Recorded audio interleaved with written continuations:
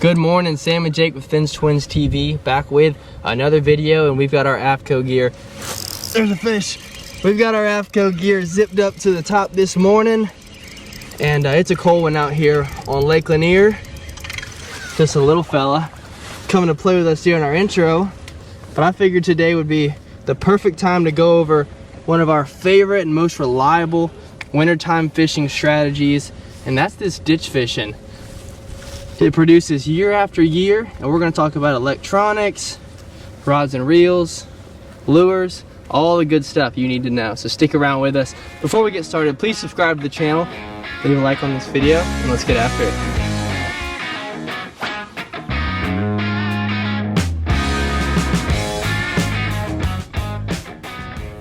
Alright, so I'm easing back into one of these areas, which is what I consider a ditch, and there's all kinds of different lingo for these sorts of areas, but the best way I could describe this to you is it's essentially, there's a fish there, what you would call a pocket or a cove. But the important thing is these areas have these nice steep banks, and that allows these fish, oh, there's one, allows these fish to push bait up onto these walls and trap them.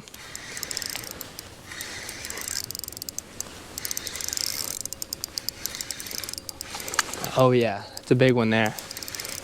Good fish.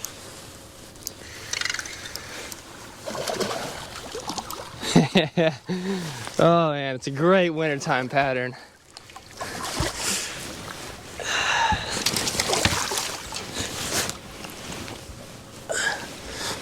Boom, baby.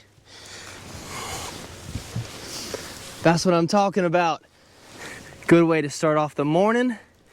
These ditch fish are biting this morning, and I can't wait to tell y'all more about it. Look at that, great spotted bass. And so what I do first thing in the morning is I'm gonna start out in some deeper water, and I'm just gonna ease through, and that's what I'm doing right now. I'm looking on my live imaging, and I'm easing through the very center of that ditch. And I'm trying to figure out where the bait is sitting. And typically, the best place to start first thing in the morning is the far back.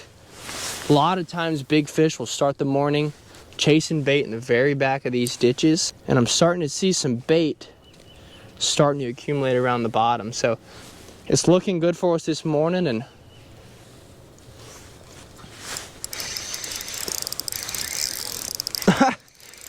got another one, guys.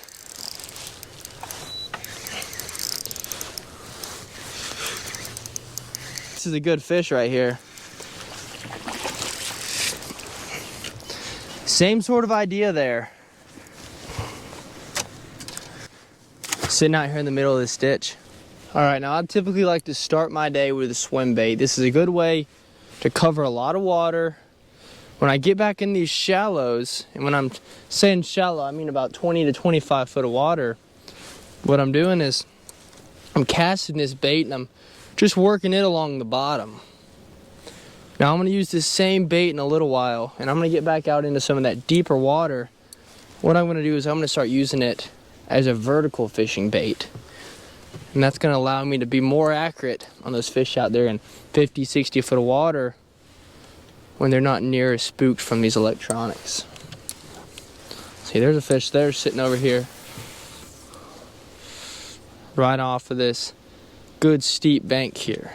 All right, so we got all the way back in the back of this pocket here, and we found us a few fish, and there's definitely some bait back there, so that's always a good sign, and we could certainly hang out in there a little longer and catch a few more. But for the sake of the video, I'm gonna start moving out and showing y'all some other ways you can catch fish around these ditches. And the biggest thing to understand in this ditch fishing is you're not chasing fish, you're chasing bait. And the fish are following, because that's the only reason these fish are back in here, especially early in the morning. So now I'm going to start moving out towards the timberline, and depending on your lake, that's typically 35, 40 foot.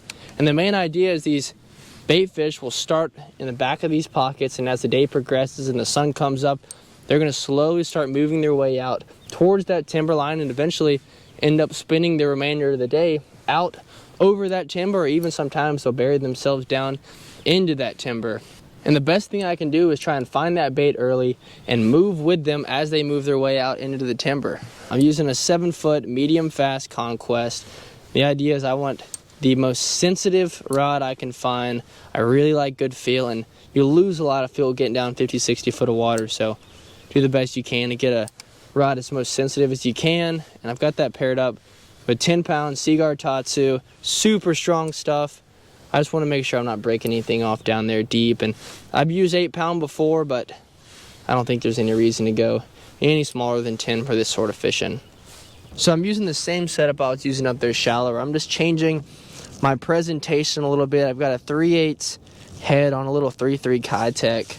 And instead of casting this bait to these fish now, I'm looking for these fish under me, and I'm just dropping it and trying to keep this bait as vertical as possible to give it the best presentation I can.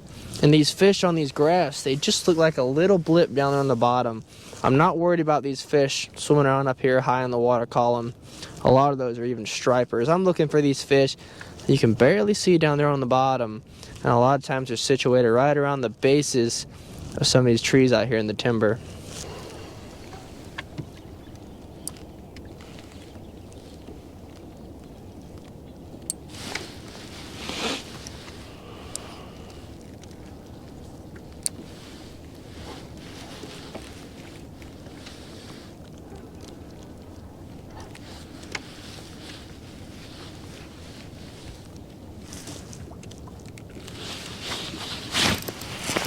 There you go. Heck yeah. Hopefully y'all can hear me. I got my face covered up. It's cold out here this morning. Oh yeah. Nice. Awesome spot. Good fish, dude. All right, we spent a little bit longer back in this ditch and caught us a handful more fish. But now all we do is move around and try and find some other places to do it all over again. But I hope all this information was super useful, and I hope you can use it to go out there and do it yourself. But before you leave, please subscribe to the channel, leave a like on this video, and feel free to give us a comment or ask any questions you have down in the comment section below. But I'll see you guys next time on Finn's Twins TV.